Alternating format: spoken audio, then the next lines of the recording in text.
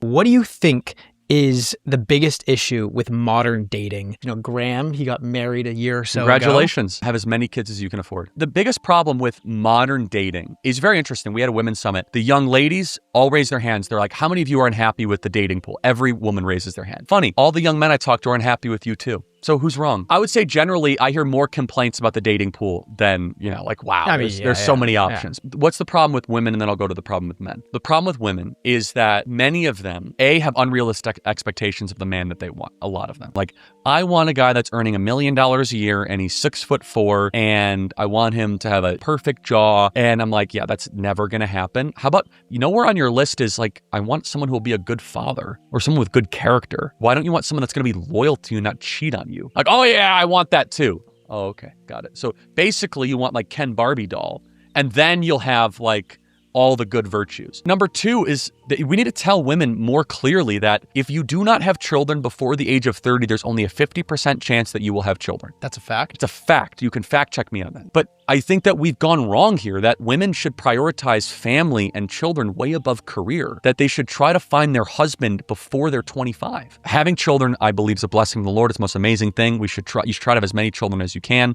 Much more important than traveling to Thailand or having a big apartment or a bunch of cats. Having children are a gift from the Lord. So young ladies, they need to be very clear about what they're expecting in a man and date with the intent to marry and not just date to, have a good time. Yes. What do you think is the main thing men need to do to make themselves worthy? The most attractive quality in a young man that young women can't ever articulate is self-control. A woman needs to be able to know that you can control your impulses when things get really crazy. They can't articulate it, but that's what they want. So for example, they want to be able, when you go on a date, can you control your mouth? Can you control your tongue? Can you control your eye? Are you going to cheat on her? Are you going to have a wandering eye? Women can't always put that into words, but that differentiates a boy from a man. So you have to be able to control your flesh. And so when men are dating, if you want to make yourself more attractive to a woman, first of all, demonstrate self-control. And also women want to be taken care of. I know this is super provocative, but deep down, they want a man to be able to provide for them financially. Should a man pay on the first date? 100%.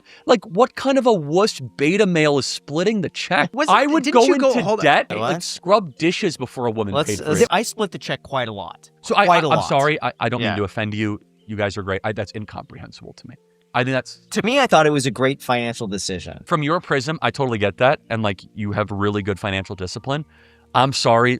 I would be so humiliated. I find that to be the greatest beta male, humiliation. To save money? To the idea that a woman that you're trying to court. By the way, that money you save is not worth the honor that you compromise. It is such a big deal. It's a massive deal. In fairness, for your point with Macy, I paid for the whole first date. Well, hold on. Why'd you do that one though? I was at a level where that felt like the right choice to make. I was also in a point where I was ready to be able to financially. Yes. Legit. I get that. Early 20s, I still think saving $5 here and there, I would do it. I would go to so you're manic with saving money. I brought food from home. No, that's today. By the way. And coffee from home. Frugality is a virtue. Yeah. So we as Christians believe that there is an order of virtues, and above frugality is honor.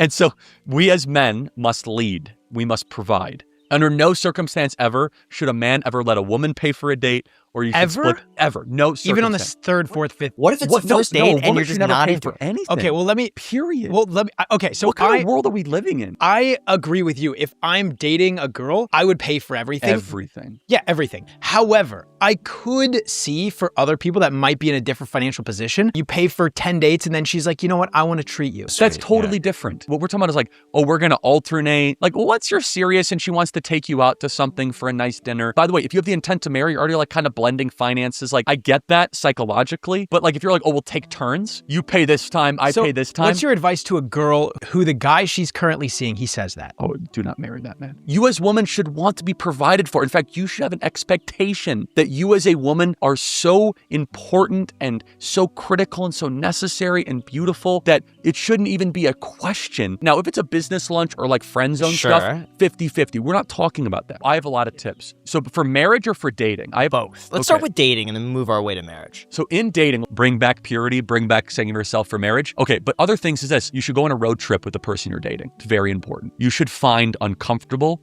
high pressure travel situations. That's not just flying first class to Aruba. And you should try to be in places of discomfort intentionally with who you are dating and you'll find out a lot with that person. Going into marriage though, I'm a big believer in premarital counseling. I think that there are several questions that are not answered when most people go into marriage that should be answered. Money is number one, right? Who's going to handle the finances? Here's one that you might not have done that you should do while you're still in the honeymoon phase. Are you going to have an open or closed house? So were you raised in a house where a lot of friends came over all the time? Or were you raised in a house where almost no friends came over? It's an important question because I was raised in a very closed house. I know people that are raised in open houses and it's destroyed their marriages. You know the type where they're always having people over? Imagine if you were to marry a closed house person and all of a sudden you were like, hey, we're going to constantly have a stream of people, and you don't talk about that before marriage. All of a sudden, you're like, it's total chaos for a closed house person because they're raised in a place where evenings are very quiet. This is another important. Make sure that you get along with each other, that you really like each other, not just love each other, that you like spending time with that person. One of my favorite words in the English language is like. It's very unique. Only the English language actually has that. Do you like spending time or do you just love that person? Because liking is like, hey, can you talk to that person 7 hours uninterrupted on a park bench if you needed to? Or is it just kind of like an annoyance and is it just purely physical? Other questions and other pieces of advice that I think are really important. In-laws matter. They really do.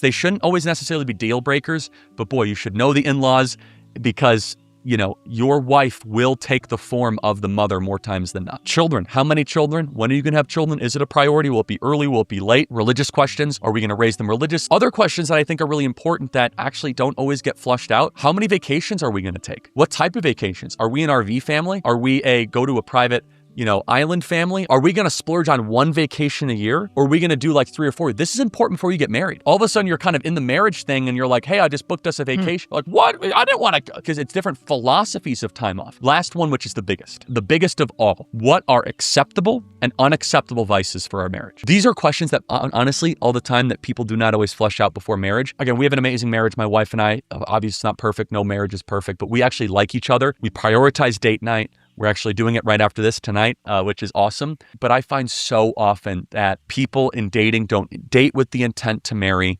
And when they end up wanting to marry, they don't even ask the tough questions before they get married. You have a good pulse of what's really going on with younger people. What's something that you've noticed that mainstream media either gets wrong or is just out of touch on? Young men especially, they desire to be more religious than I think they give them credit for. There is a return to religion. There's definitely a curiosity for God and for going back to the church in a very serious and significant way. Modernity has given us a lot of great stuff, right? I mean, praise God that we have modern medicine and surgery, but the core of modernity is what? You are in charge of your own life and you could do whatever you want to do, and you're the center of the universe. Sounds good, leads to highest anxiety and hopelessness. There's constant change. And I think young people want to go to a church environment that isn't changing. They want to go to a place that is stable, that is consistent, that is beautiful, that is ancient, that is everlasting, and that is eternal. What is the difference between knowledge and wisdom? Knowledge is just facts. Like, okay, I know the capital. Wisdom is the knowledge of things that never change. It's the understanding of things that never change. It's like, what is human nature? What does it mean to be a good person? What is beauty? What is goodness? What is the best way of living? Is it good to have children? Who are we? How did we get here? As a Christian,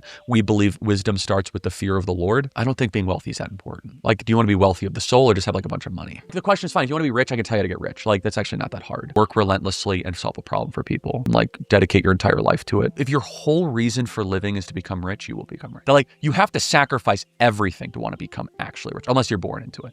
Like, no nights, few weekends. I traveled 3,000 days over a decade. I don't drink alcohol. Tucker Carlson doesn't drink alcohol. Donald Trump doesn't drink alcohol. Now, that doesn't mean that like you can't be rich if you don't drink alcohol, but you must sacrifice stuff. Now, it might be that you create a good widget or like you might a good social media app, but even those guys will tell you, you have to fail a lot. You have to sacrifice a lot. If you want like the secret to get rich, it's actually like not super hard. It's like live below your means, save your money, invest in good companies, and read a lot. If you just read a lot, you'll be well informed. Like, I know a lot of people, they're like, I want to be rich. I spent $700 going out this weekend. Like, I guess you don't want to be rich, okay? The best way to build wealth is over long periods of time, saving money and doing boring stuff. It's not get rich quick. It's going to work, saving money, and living below your means. Do you think it's possible to build wealth when you're making $40,000 a year? First of all, if you're earning $40,000 a year, you're in a tough spot. And you might be there because your own choices, your own agency. Depends where you live, depends your age. And also depends your circumstances. And so if you have kids and $40,000 a year, it's very hard to build wealth. And that's a real problem that we have to tackle. But if you're 18 years old earning $40,000 a year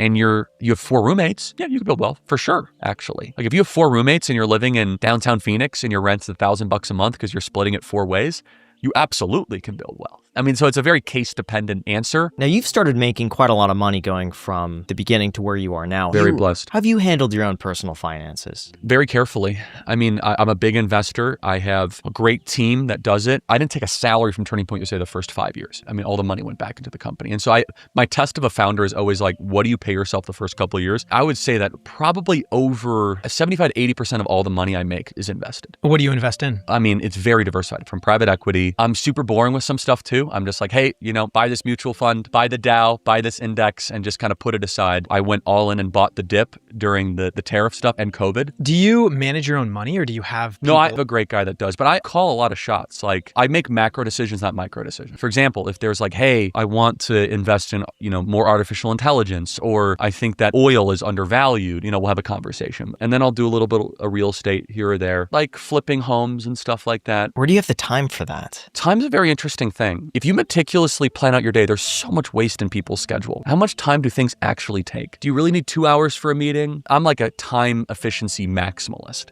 And I still get 9 to 10 hours of sleep a night, amazingly. Have you always been this way? Like you've had laser sharp focus? Yes. You don't do anything to try to cultivate this motivation and laser focus? No, I've always been very driven, like very, very driven. I thought when I first started this, everyone had equal drive. I didn't realize that like motivation, drive, and grit and hustle was actually like an exceptional quality. And so then quickly I realized like, whoa, I'm just gonna outwork everybody. Like I'm not the most charismatic person. I can speak. I got a good thing going. I'm not the smartest person. I go to Harvard Law. I don't have the highest IQ, but I am gonna outwork you. Like I'll put in more hours. I'll read more books. I'll listen to more podcasts. I will do more meetings. I'll travel to more cities. Like that I can do. I was just recently graduated from high school. I wanted to go to West Point before that. Didn't get in, and it ended up being one of the greatest things that never happened to me. And so I went to the Republican National Convention. I studied like all the major donors. I had to kind of like sneak my way into the RNC grounds. And at the fourth day, I was so demoralized. I was like, oh, this is not working. I have this idea for Turning Point USA, which basically the idea was to try to win over young people around conservative ideas. And I was in a stairwell, literally a stairwell. And then I saw Foster Freeze doing like a podcast interview with this major cowboy hat on. And I gave him the stairwell pitch. People talk about the elevator pitch. Mm-hmm. I gave him a stairwell pitch. And he told a couple jokes. He was the sweetest, most godly, incredible person. He actually took me seriously because here I was 18 years old, no money, no connections, no idea what I was doing. So here I am pitching a guy, a legend, about, this organization that I wanted to start, Turning Point USA. And he took me so seriously. And he wrote me a $10,000 check. And that was like the seed funding. And it might as well have been $100 million, right? It finally was enough for me to be able to start a website, to have gas in the car. What do you think he saw in you? He probably saw someone that was passionate enough and crazy enough. And in Foster's own words, he said he saw someone with focus and determination. You asked the question, what did it teach me about risk? Well, honestly, I had nothing to really risk because I had nothing to lose. And so that's like in life, if you think about it, like, okay, if you're second mortgaging your house, like some entrepreneurs are, I don't have like one of those stories. That is something to lose. This is like the only thing you have to lose is your own sense of comfort. Comfort will not bring you success, actually. It won't bring you excellence. Only in that place of uncomfort and discomfort do you actually get to the next level. Why don't more people think like you? First of all, it is risk in the sense that we as human beings do desire comfort and we want to kind of be in a place where we can have certainty above uncertainty. Going and asking a top billionaire for money, you have the probability of failure, and we are very failure-averse as a species. I think we have to overcome our genetic hardwiring where so many people think that it's like a life or death situation. I can't ask this girl out. I can't go ask for a raise. What is risk is like if there's a material or a reputational thing you're putting on the line. But if you're 18 years old and you have no money, no connections, no idea what you're doing, I had nothing to lose. What do you do now to save as much time as possible? So I'm a huge scheduler. I schedule out days in advance. This is where I'm going to eat lunch. Like I go down to like 15-minute interval. And then the biggest hack, it's called layering. You know this. So anything you're doing, try to fit 2 or 3 things on top of it. So if I'm traveling to go speak, listen to an audiobook. So then all of a sudden I'm getting 2 things done at once. If I'm training or working out, I'm also going to be trying to listen to a podcast. I'm a big walker. I think there's a couple health hacks out here that are right in front of us that nobody ever wants to talk about. I'm a huge believer in sleep, like massive believer. I think it's totally undervalued. I'm a major believer in walking. I think we don't talk about walking enough. Just walk, not running, not deadlifting, not cold plunging. Just walking. I'm a big believer in fasting. I think fasting's like untapped power. And then I just think like not eating terribly. My best ideas are when I'm walking. My best ideas are when I'm moving. And I go for walks with my kids. So that's another layering, right? So as far as time, you just also have to be able to say no. Could we do a couple rapid fire questions sure, real quick? Okay. What's your biggest insecurity? Forgetting something I should know. Will you run for president? Not running running for president. If everything completely goes away, how do you want to be remembered? I mean, if I die, Everything just goes away. If you could be associated with one thing, how would you want to be remembered? I want to be remembered for courage for my faith. That would be the most important thing. The most important thing is my faith in my life.